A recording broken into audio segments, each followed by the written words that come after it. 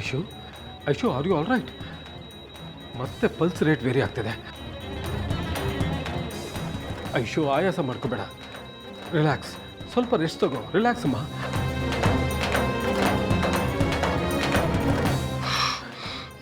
ಏನೋ ಹೇಳಬೇಕು ಅಂದ್ಕೊಂಡೆ, ವಿಷಯ ಆಗಿತ್ತು, ಅದಕ್ಕೆ ಪಲ್ಸ್ ರೇಟ್ ಜಾಸ್ತಿ ಆಯಿತು.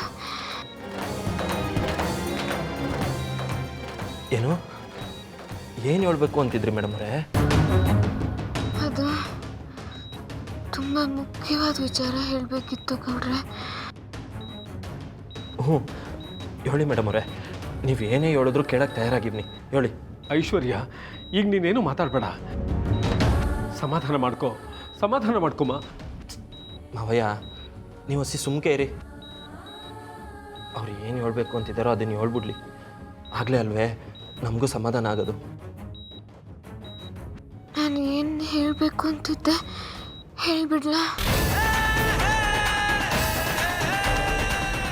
ನನಗೆ ನಿಮ್ಮ ಜೊತೆ ವೈಟ್ ಐಸ್ ಕ್ರೀಮ್ ತಿನ್ನಬೇಕು.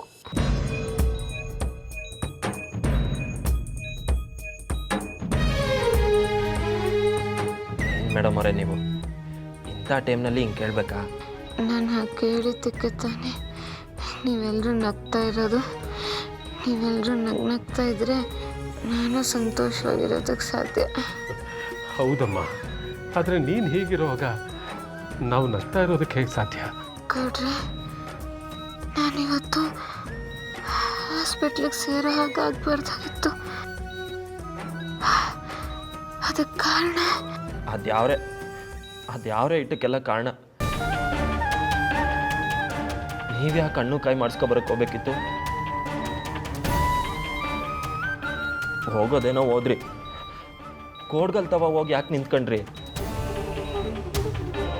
ಸಾರಾಗಿರೋದು ಬಿಟ್ಟು ಜಾರ್ ಬೀಳಂಗೆ ಯಾಕೆ ಕುಣಿಬೇಕಿತ್ತು?